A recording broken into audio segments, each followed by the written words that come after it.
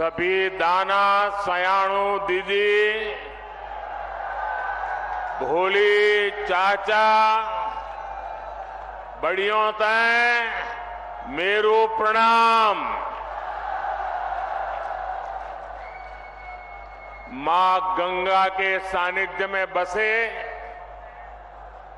4 धाम के द्वार ऋषिकेश में इतनी विशाल संख्या और इतने बड़े उत्साह उमंग के साथ आप हम सबको आशीर्वाद देने आए हैं। मैं आपका बहुत बहुत आभारी हूं।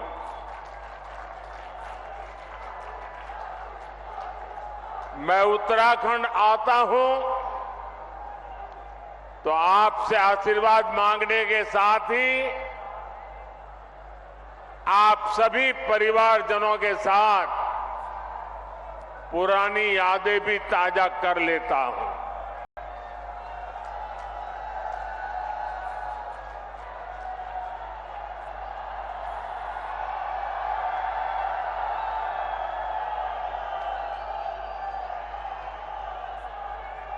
कल मैं भारत के दक्षिणी छोर पर सागर तट पर बसे तमिलनाडु में था और वहां भी लोग कह रहे हैं फिर एक बार, फिर एक बार, फिर एक बार। आज हिमालय की गोद में बाबा केदार और बद्री विशाल के चरणों में हूं तो यहां भी वही गूंज है, फिर एक बार, फिर एक बार। हमारे यहां उत्तराखंड में ये तो देवभूमि है, देवताओं का आह्वान करने की परंपरा है और हुड़का का नाद देवताओं का आह्वान करने में ऊर्जा देता है। आज मुझे भी जनता जनार्दन जो देवता रूपी है उनका आह्वान करने के लिए हुड़का का नाद बजाने का सौभाग्य मिला। साथियों, एक गुंज इसलिए है क्योंकि देश के लोगों ने पूर्ण बहुमत वाली स्थिर सरकार का काम देखा है। आज देश में ऐसी सरकार है जिसने बीते 10 वर्ष में भारत को पहले के मुकाबले कई गुना मजबूत कर दिया है। मेरी बात से आप सहमत हैं? सहमत हैं? पूरी तरह सहमत हैं? जब जब देश में कमजोर और अस्थिर सरकार रही है तब तब दुश्मनों ने फायदा उठाया है। जब भारत में कमजोर और अस्थिर सरकारें थी तब भारत में आतंकवाद ने पैर पसारे। आज भारत में मोदी की मजबूत सरकार है, इसलिए आतंकवादियों को घर में घुसकर मारा जाता है।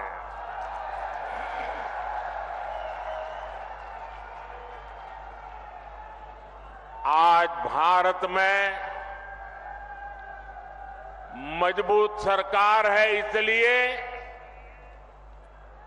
भारत का तिरंगा युद्ध क्षेत्र में भी सुरक्षा की गारंटी बन जाता है। ये भाजपा की मजबूत सरकार ही है जिसने 7 दशक बाद जम्मू कश्मीर से आर्टिकल 370 खत्म करने का साहस किया। ये भाजपा की मजबूत सरकार ही है जिसने 3 तलाक के खिलाफ कानून बनाया।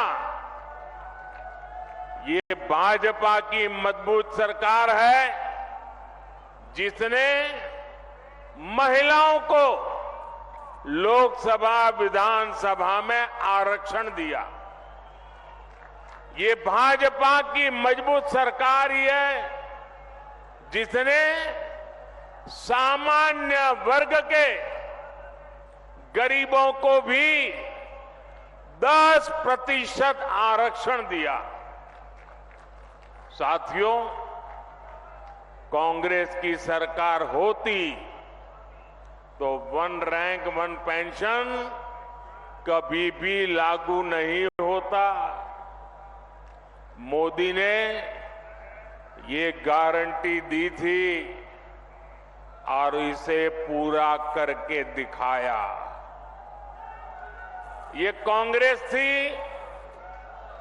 जो कहती थी कि 1 रैंक 1 पेंशन लागू करके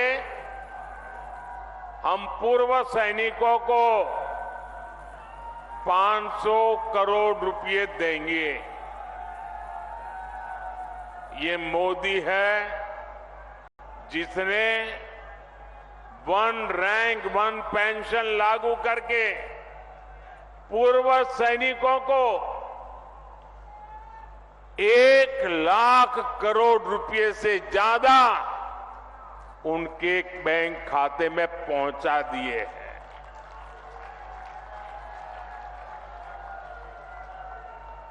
यहां उत्तराखंड में भी 1 रैंक 1 पेंशन के 3,500 करोड़ रुपए से ज्यादा सैनिक परिवारों को मिले हैं। भाइयों और बहनों, कांग्रेस के समय में तो जवानों के पास बुलेट प्रूफ जैकेट तक की कमी थी। दुश्मन की गोली से बचाने के लिए पुख्ता इंतजाम नहीं था। ये भाजपा है जिसने भारत में बनी बुलेट प्रूफ जैकेट अपने सैनिकों को दी, उनके जीवन की रक्षा की। आज आधुनिक राइफल से लेकर लड़ाकू विमान और विमान वाहक पोत तक देश में ही बन रहे हैं। मेरी इधर से कुछ लोगों से प्रार्थना है, उधर कुछ लोगों से प्रार्थना है। देखिए, अब आप आगे आ नहीं सकते। हो सकता है आप में से बहुत लोग होंगे जो मुझे देख नहीं पा रहे हैं, लेकिन उसके लिए मुझे क्षमा करें। अब आप सुन करके संतोष कर लीजिएगा। और जो ज्यादा उत्साह और उमंग में है, उनसे मेरी प्रार्थना है, अभी ये जो ऊर्जा है ना, 19 तारीख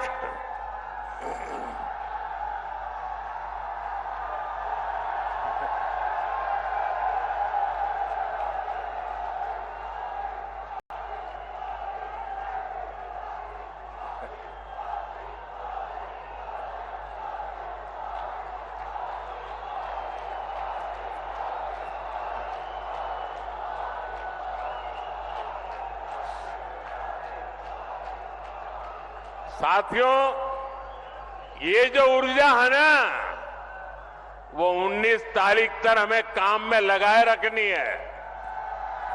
सारी ऊर्जा आज मत खर्च कर दीजिए। आपका ये प्यार, आपका ये उत्साह मेरे सर आंखों पर है।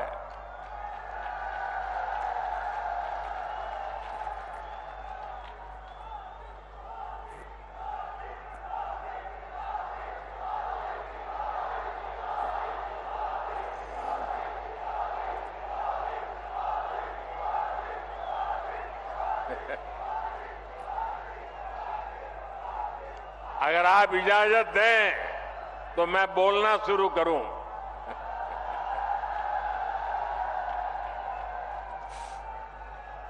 देखिए, उत्तराखंड वालों के लिए मैं आपका खुद का घर का हूं जी।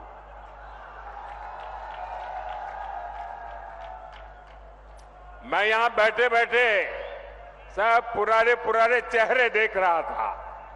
दूर से मुंडी हिला करके उनको नमस्ते कर रहा था। आप लोगों से मेरा इतना निकट नाता रहा है दोस्तों, ये मेरा सौभाग्य है और मैं कभी भी उत्तराखंड के प्यार को जीवन में भूल नहीं सकता हूं जी।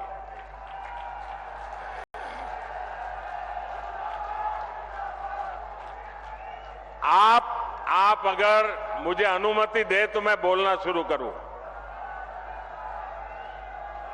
लेकिन फिर आप एकदम से जोश में आ जाते हैं। तो आपकी इजाजत है? इजाजत है मैं बोलना शुरू करूं? कितने अच्छे लोग हैं आप।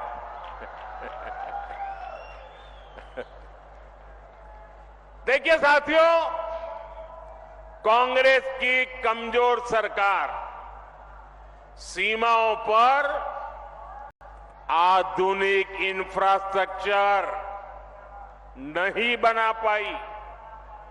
आज देखिए, पूरी सीमा पर आधुनिक सड़कें बन रही हैं, आधुनिक सुरंगें बन रही हैं।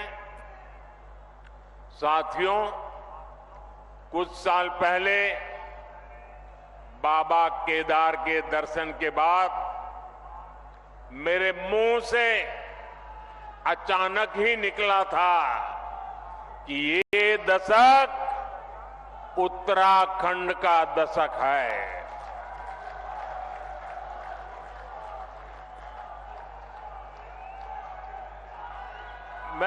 मुझे क्षमा कीजिए, आप शांत रहेंगे क्या? मुझे क्षमा कीजिए, आप शांत रहेंगे क्या? आप कहे तो मैं बोलना शुरू करूं भाई। आपका प्यार, आपका उत्साह मेरे सर आंखों पर, मैंने कहा ना, मैं आपके प्यार को कभी भूल नहीं सकता हूं। लेकिन मैं बोल ही ना पाऊं, इतना उत्साह करोगे तो इतने लोग हैं वो सुन नहीं पाएंगे। मुझे चिंता सबकी है, आपकी भी है। धन्यवाद भैया। हमारी सरकार उत्तराखंड के सामर्थ्य का लगातार विस्तार करने में जुटी है और इसमें बहुत बड़ी भूमिका पर्यटन की है,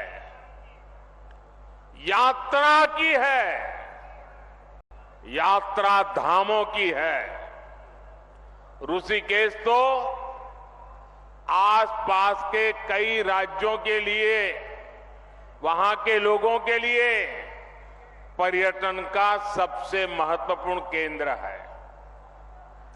और एक जमाना था जब योग की पूरी दुनिया में धूम नहीं थी, तब भी दुनिया के कई देश के लोग जिज्ञासु के नाते योग के लिए ये हमारे ऋषिकेश आया करते थे। मुझे याद है, बहुत पुरानी घटना है, मैं एक बार यूएसए गया था। अब मुझे वो इतना इंटीरियर इलाके में मैं गया था कि मुझे कोई वेजिटेरियन खाना में तलाश रहा था। अब मुझे कहीं अता पता ही नहीं मिल रहा था इतने में एक छोटी सी दुकान में एक अमेरिकन नागरिक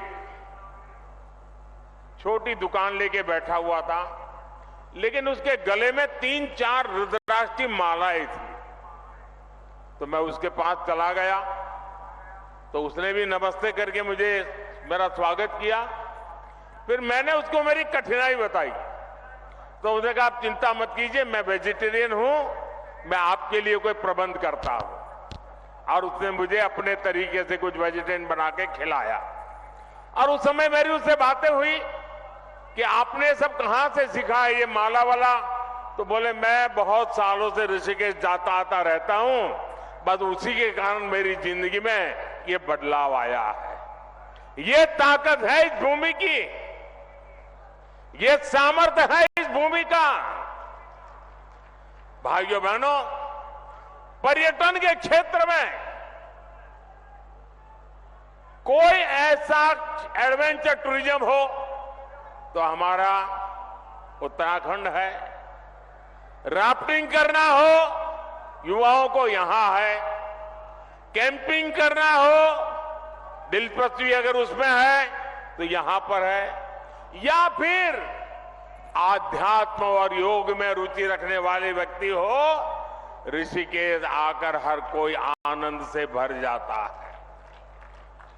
भाजपा सरकार उत्तराखंड के पर्यटन को बढ़ावा देकर रोजगार के नए अवसर तैयार कर रही है। इसके लिए हमारा फोकस इस बात पर है कि देश के किसी भी हिस्से से पर्यटकों के लिए उत्तराखंड के कोने कोने तक पहुंचना आसान होना चाहिए। इसलिए हम देवभूमि में रोडवेज, रेलवेज, एयरवेज की लगातार सुविधा बढ़ाते जा रहे हैं। यहां ऋषिकेश कर्णप्रयाग रेलवे लाइन पर तेजी से काम चल रहा है। दिल्ली से देहरादून की दूरी भी सिमट रही है। उत्तराखंड के जिन सीमावर्ती गांवों को कांग्रेस अंतिम गांव कहती थी, भाजपा उन्हें देश का पहला गांव मानकर विकास कर रही है। आपने देखा होगा, मानस खंड के तीर्थ स्थानों जैसे आदि कैलाश, ओम पर्वत दर्शन के लिए हेलीकॉप्टर सेवाएं शुरू हो गई है। यमुनोत्री, केदारनाथ और हेमकुंड साहब में रोपवे बनने से बहुत सुविधा हो जाएगी।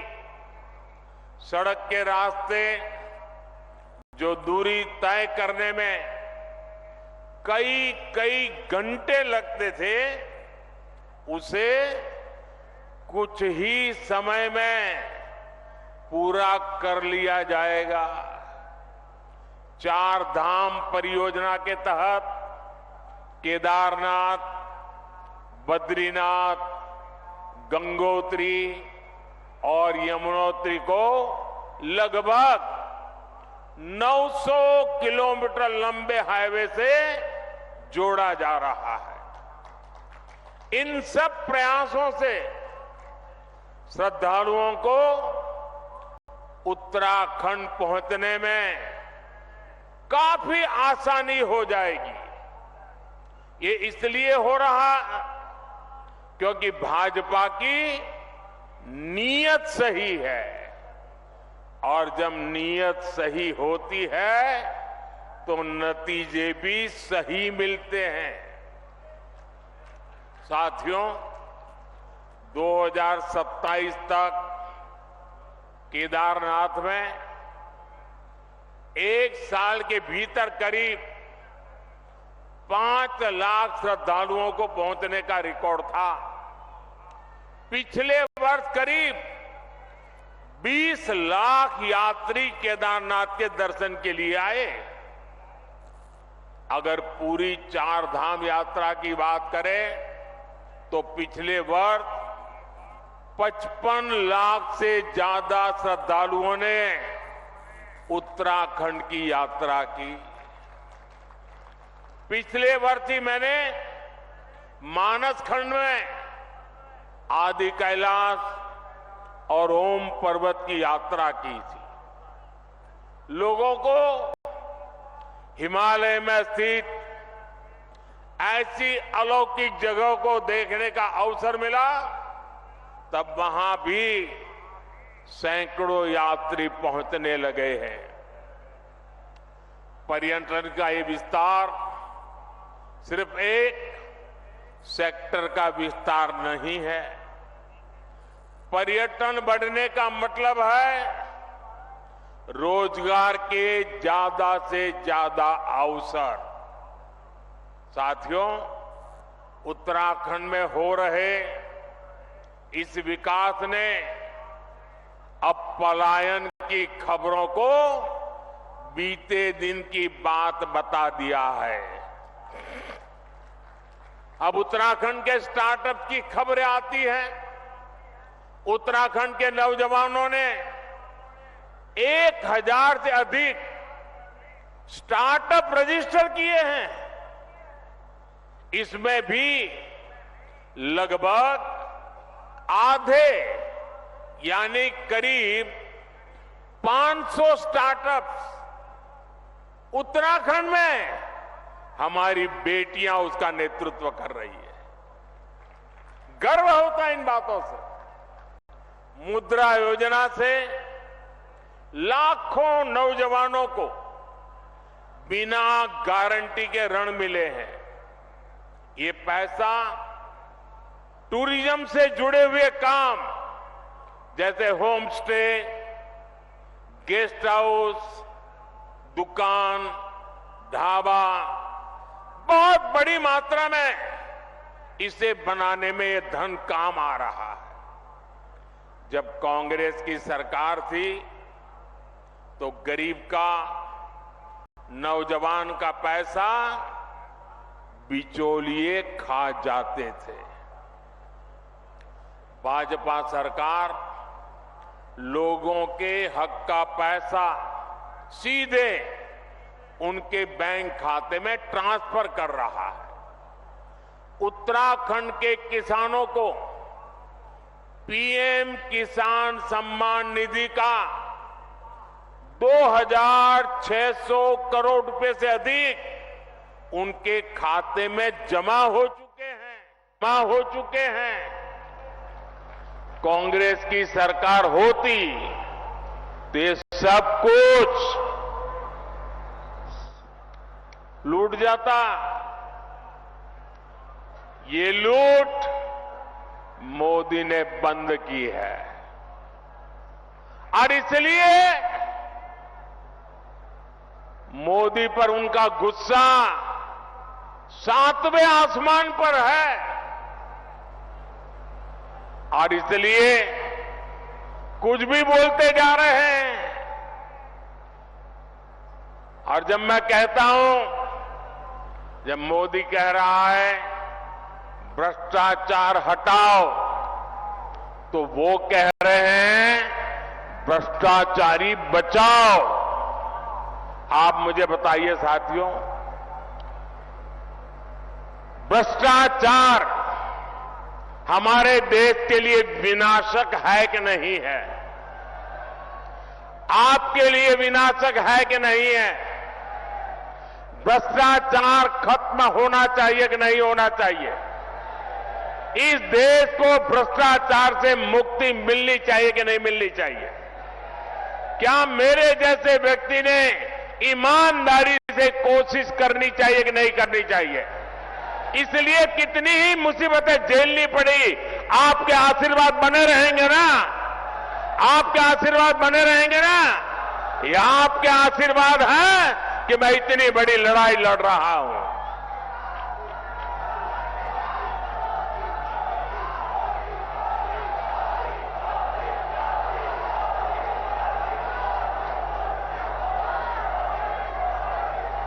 साथियों, कांग्रेस के नेताओं के लिए तो पहले दिल्ली का शाही परिवार और फिर खुद का परिवार, यही सब कुछ कांग्रेस की परंपरा में है।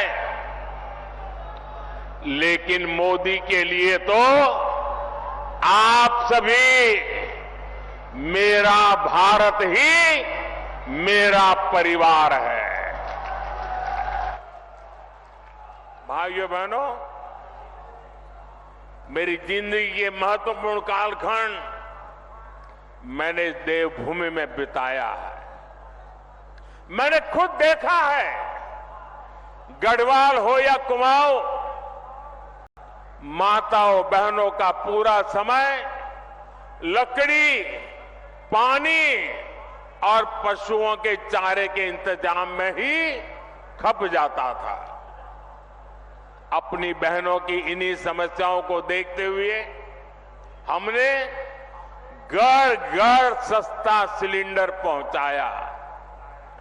जल जीवन मिशन के तहत भी उत्तराखंड में बहुत काम हुआ है।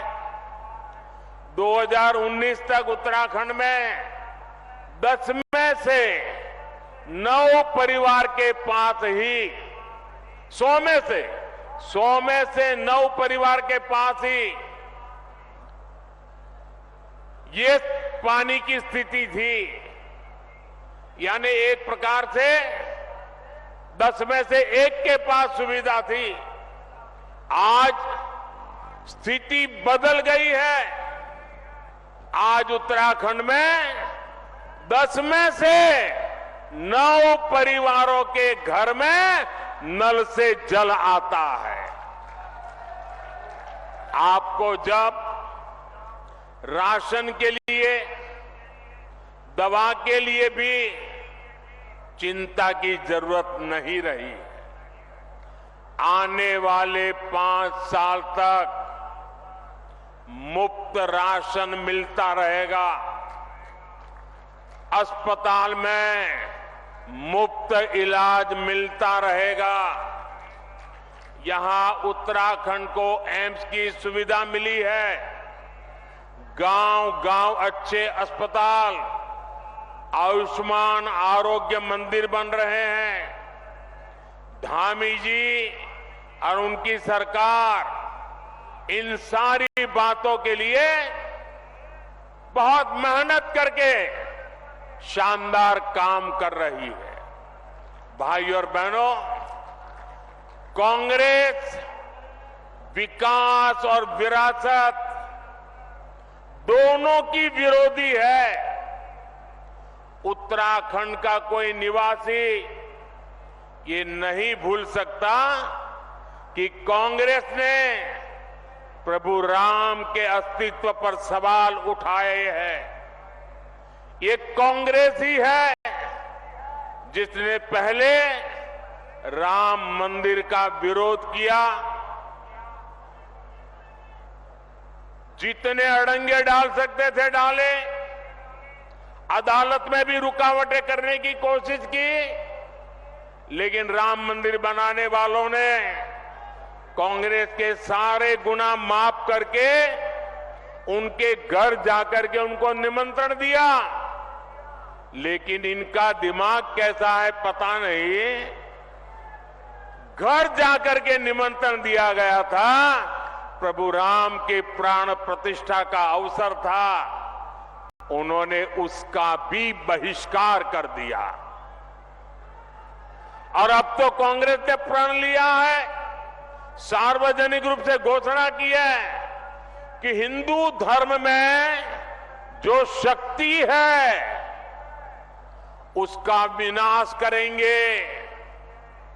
ये कांग्रेस शक्ति स्वरूपा मां धारी देवी, मां चंद्रबदनी, मां ज्वालपा देवी की शक्ति को खत्म करना चाहती है। उत्तराखंड की आस्था को तबाह करने की जो साजिशें चल रही है उसमें कांग्रेस की ये बातें आग में घी का काम करेगी। उत्तराखंड की संस्कृति की रक्षा करना हम सभी का दायित्व है।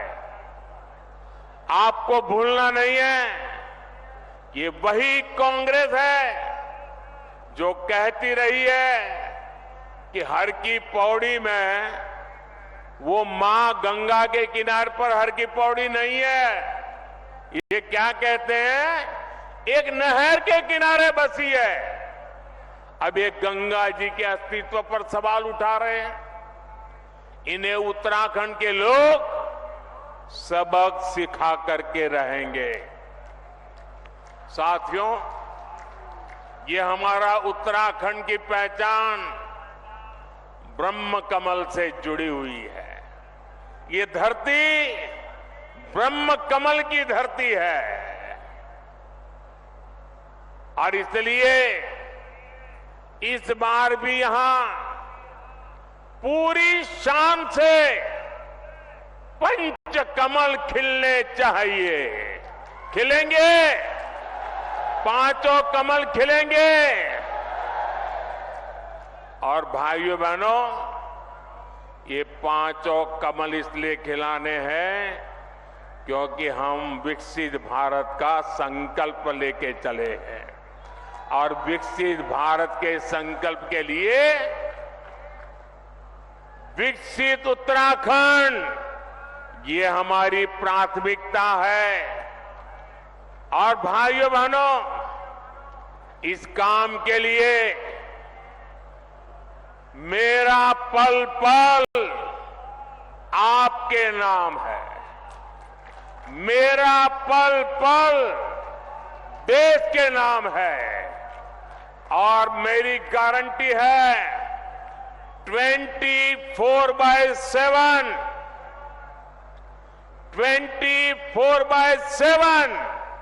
फॉर 2047 ये मोदी का आपको गारंटी है। 19 अप्रैल को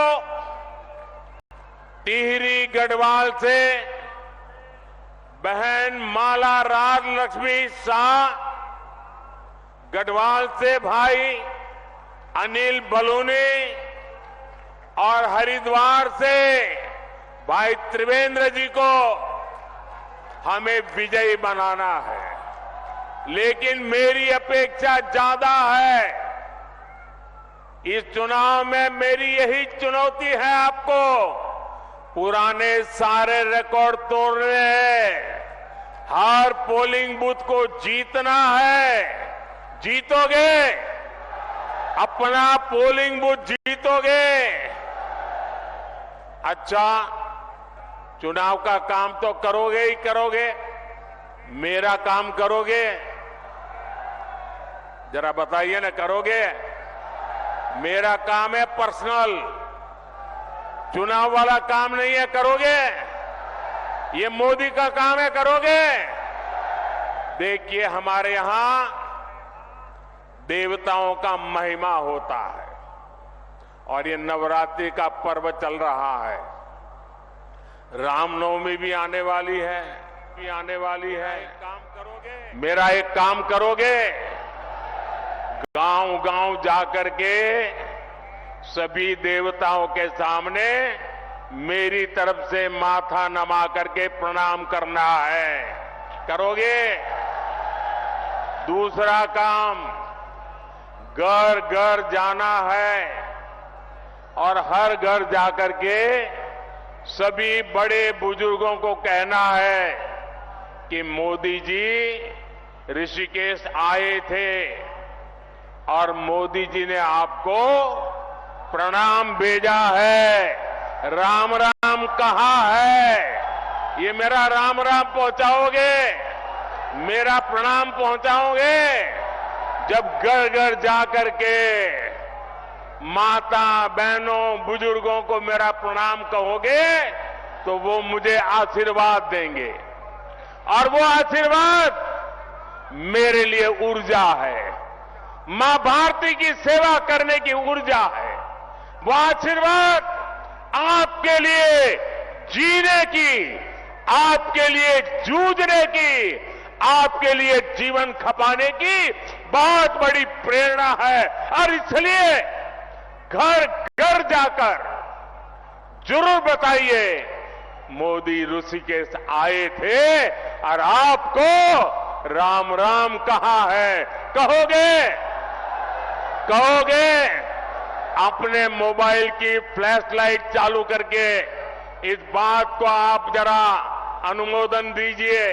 हर एक के मोबाइल की फ्लैश लाइट चालू कीजिए, हर किसी के मोबाइल की फ्लैश लाइट चालू कीजिए, हर किसी के मोबाइल की फ्लैश लाइट चालू कीजिए। आप सब घर घर जाएंगे, मेरा राम राम पहुंचाएंगे। तो गर्मी कितनी क्यों न मतदान कराएंगे, हर बूथ को जीतेंगे। मेरे साथ बोलिए भारत माता की, भारत माता की, भारत माता की। बहुत बहुत धन्यवाद।